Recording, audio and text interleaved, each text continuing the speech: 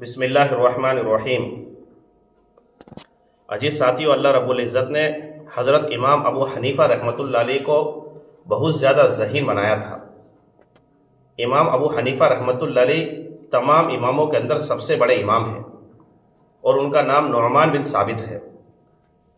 تو کتابوں کے اندر ان کی ذہانت کے کئی واقعے نقل کیے گئے ہیں۔ انہی میں سے ایک واقعہ یہ ہے جو میں آپ کے سامنے ذکر کرتا ہوں۔ اس سے اندازہ ہو سکتا ہے کہ جو ہے امام ابو حنیفہ رحمۃ اللہ علیہ کو اللہ تعالیٰ نے کتنا زیادہ ذہین بنایا تھا۔ دیکھو، واقعہ یہ تھا کہ ایک مرتبہ ایک گھر میں چوری ہوئی اور چور جو تھے وہ اسی محلے کے تھے۔ چوروں نے گھر والوں کو پکڑا اور زبردستی حلف لیا کہ اگر تو کسی کو ہمارا پتہ بتلائے گا تو تیری بیوی پر طلاق۔ اس بیچارے نے مجبوراً طلاق کا حلف لیا، یعنی چوروں نے اس آدمی کو پکڑا اور اس سے کہا کہ تو حلف لے، قسم کھا کہ اگر تو نے جو ہے ہمارا پتہ کسی کو بتلا دیا کہ ہم نے چوری کی ہے تو تیری بیوی کو طلاق ہے۔ تو اس نے اسی طریقے کے حلف اٹھا لی۔ وہ چور اس کا سارا سامان لے کر چلے گئے۔ اب وہ بہت پریشان ہوا کہ اگر میں چوروں کا پتہ بتلاتا ہوں تو مال تو مل جائے گا مگر بیوی ہاتھ سے نکل جائے گی، اور اگر پتہ نہیں بتلاتا تو بیوی تو رہے گی مگر سارا گھر خالی ہو جائے گا۔ اب بیچارہ بڑا پریشان، کرے کیا؟ تو مال اور بیوی میں تقابل پڑ گیا، یا تو مال رکھے یا بیوی رکھے، اور کسی سے کہہ بھی نہیں سکتا تھا کیونکہ وہ عہد کر چکا تھا۔ پھر امام صاحب رحمۃ اللہ علیہ کی مجلس میں حاضر ہوا اور وہ بہت ہی غمگین، اداس اور پریشان تھا۔ امام صاحب رحمۃ اللہ علیہ نے فرمایا کہ آج تم بہت اداس ہو، کیا بات ہے؟ اس نے کہا کہ حضرت میں کہہ بھی نہیں سکتا۔ فرمایا کہ کچھ تو کہو۔ اس نے کہا کہ اگر ہم نے کہا تو نہ جانے کیا ہو جائے گا۔ پھر فرمایا کہ اجمالاً کہو۔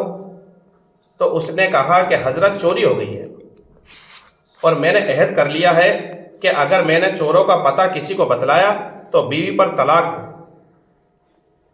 مجھے معلوم ہے کہ چور کون ہے، وہ تو محلے کے ہیں، لیکن اگر پتہ بتلاتا ہوں تو بیوی پر طلاق پڑ جائے گی۔ امام صاحب نے فرمایا کہ مطمئن رہے، یعنی ٹینشن لینے کی ضرورت نہیں ہے، بے فکر ہو جا، بیوی بھی ہاتھ سے نہیں جائے گی اور مال بھی انشاءاللہ مل جائے گا، اور تو ہی پتہ بتلائے گا۔ کوفہ میں پھر شور ہو گیا کہ امام ابو حنیفہ رحمۃ اللہ علیہ نے یہ کیا رائے پیش کر دی۔ ایک تو ایک عہد ہے، جب وہ پورا نہ کرے گا تو بیوی پر طلاق پڑ جائے گی۔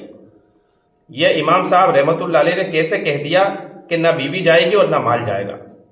علماء اور فقہاء جو تھے اس زمانے کے اندر وہ پریشان ہو گئے۔ اب ہوتا کیا ہے دیکھو، امام صاحب رحمۃ اللہ علیہ نے فرمایا کہ کل ظہر کی نماز میں تمہارے محلے کی مسجد میں آ کر پڑھوں گا۔ چنانچہ امام صاحب تشریف لے گئے، وہاں نماز پڑھی اور اس کے بعد اعلان کر دیا کہ مسجد کے دروازے بند کر دیے جائے، کوئی باہر نہ جائے۔ اس میں چور بھی تھے۔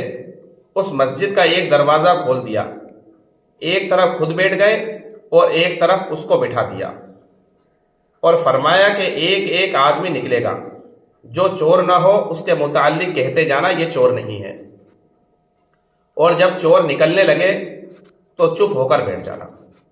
چنانچہ جو چور نہیں ہوتے تھے ان کے متعلق کہا جاتا تھا کہ یہ بھی چور نہیں ہے، یہ بھی چور نہیں ہے۔ اس طریقے سے جو نکلتے گئے لوگ ان کے بارے میں کہتے گئے کہ بھائی یہ شخص بھی چور نہیں ہے، اور جب چور نکلنے لگا تو وہ خاموش ہو کر بیٹھ گئے۔